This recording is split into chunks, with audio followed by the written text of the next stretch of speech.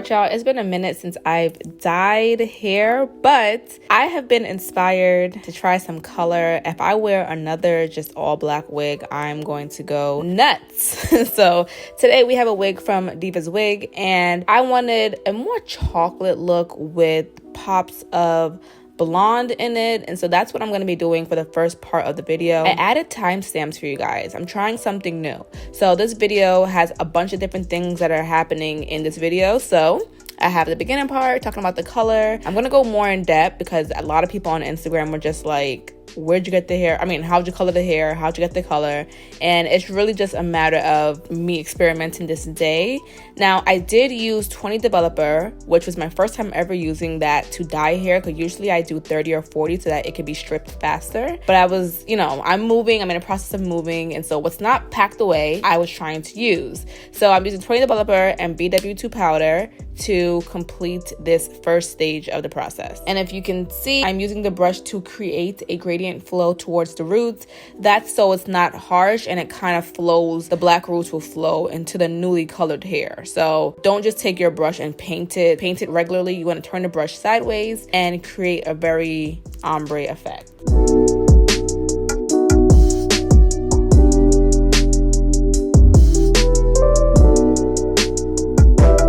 So I kept this on the hair for about, I believe it was an hour. I let it do its magic. And then I washed, I shampooed and conditioned the hair before we got to stage 2.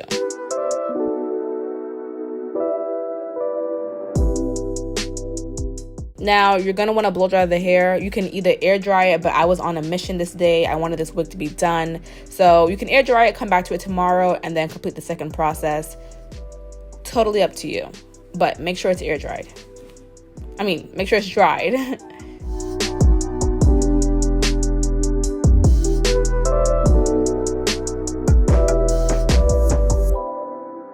Alright, so these are the colors I'm going to be using. 5BZ, both from Clearall.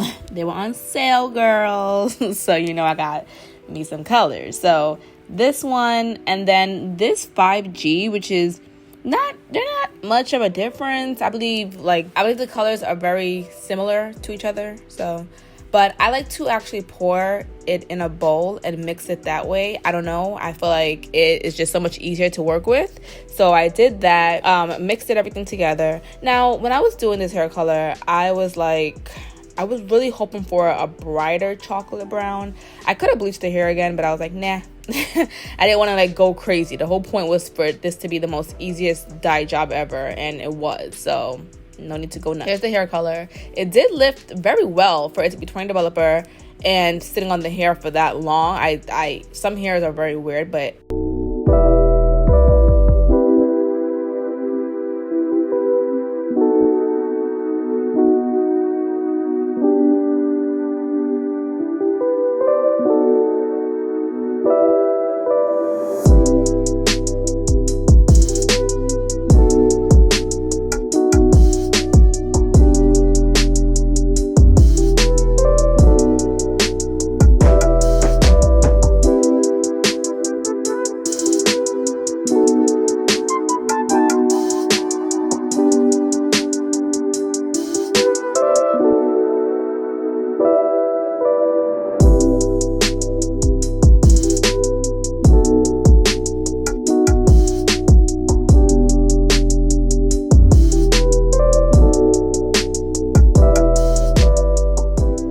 let this sit on the hair for about 45 minutes to an hour.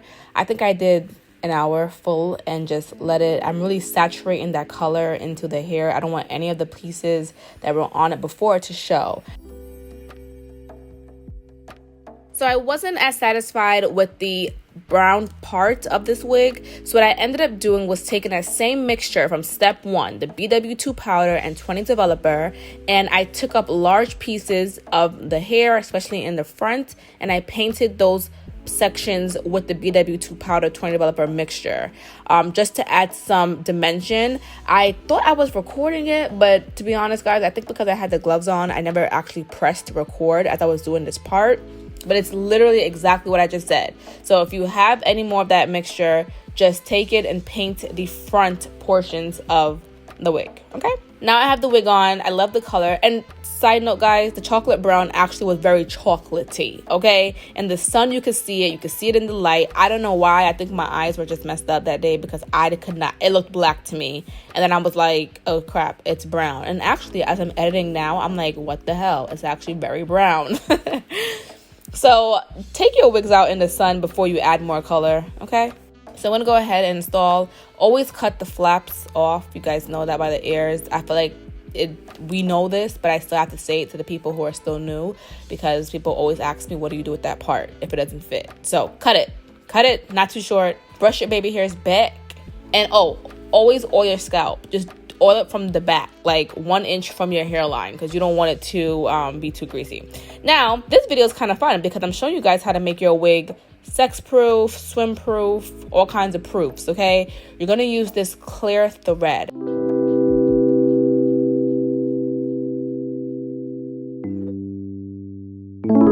Invisible thread, okay? You're gonna get your needle, right? And there are 4 points. You want 2 right there and 2 by the ears, okay? It's also a good idea to have braids underneath your wig because you want to be able to stitch the wig onto something. Now, I hate sewing my wigs down. I hate commitment when it comes to this. So, but these little knots that we're gonna make a huge difference. Go ahead and make a nice clean part, and you're gonna put tension onto the wig. You're gonna pull down a little bit, not too tight, but you're gonna pull down a little bit, and you're gonna take that clear threaded needle and you're gonna, you know, loop it through the lace. Be very gentle because it's gonna slip out of the hold of the lace. And then you're gonna do this about 3 times. We're putting the needle through the thread, okay? As you can see, my fingers holding it, and you're gonna do this about 2 to 3 times in the same spot. And then the last one, you're gonna wrap it around 3 times. Wrap the thread around the needle 3 times. That's going to lock it in. And then you're gonna pull, get your scissors and cut, and then make 3 knots, and then cut the excess thread. And we're gonna do that 3 more times in the points that I just pointed out. So when you cut it, you can see it's very invisible. You can't even see it. So you can still do whatever side part you wanted to do with no issue. See? Barely can see it. Now let's do one by the ear, the same exact step. Make sure you put a little bit of tension on it. I'm still gonna glue my wig down because I feel like the whole point of this is for it to be extremely swim proof. And obviously when you cut your lace is not gonna lay flat. So it's kind of both. It just makes the wig last long without having to actually sew the entire wig down, okay?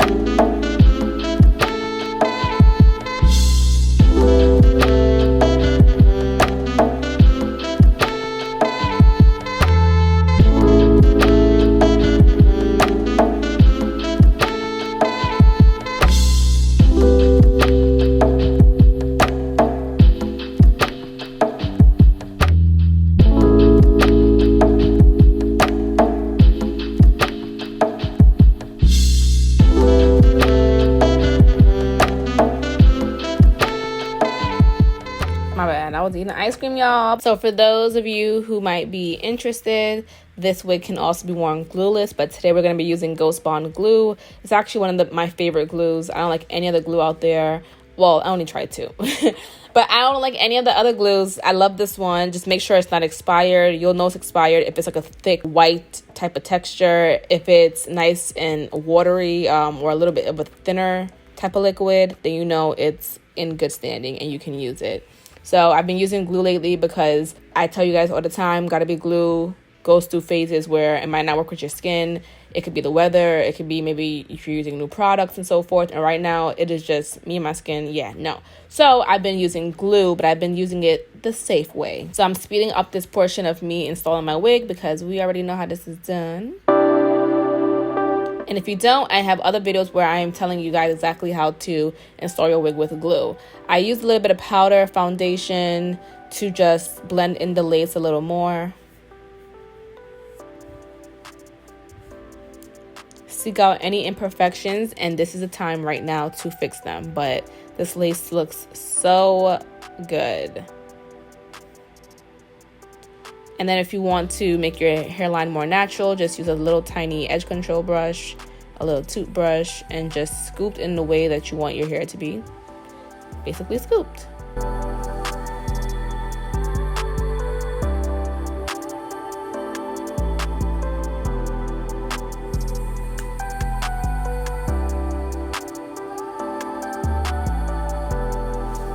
All right, now it's time to style.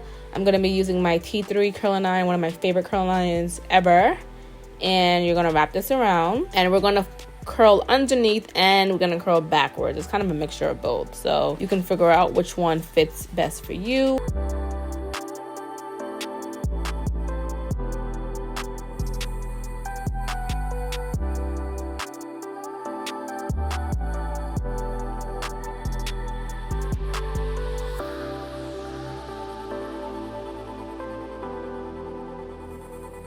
And then you can use the curling iron as a hot comb in place of a hot comb to flatten the top.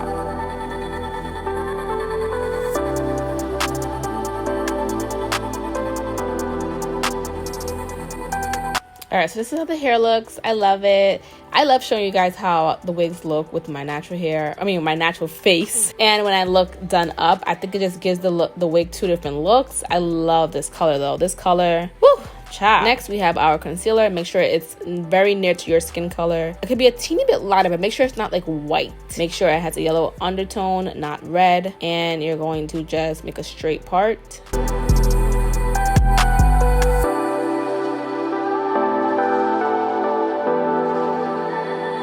Use your finger to take out any excess product.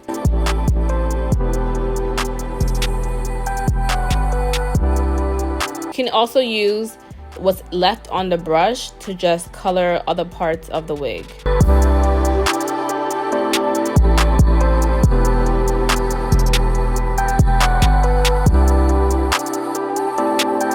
Thanks for watching this video. Wait till the end so I can show you guys the end result. Oh my god, this hair, Divas Wigs, I'm not gonna lie, I came a long way because this wig is amazing. I love the density. I love how it just felt like real. The hair was silky even after all that dyeing and manipulating. Honestly, 2 thumbs up to this wig. And I also didn't have a headband in this wig, guys. Wait, did I? No, I didn't have a headband in this wig. Oh my god. Anyways, I'll see you guys in my next video. Bye.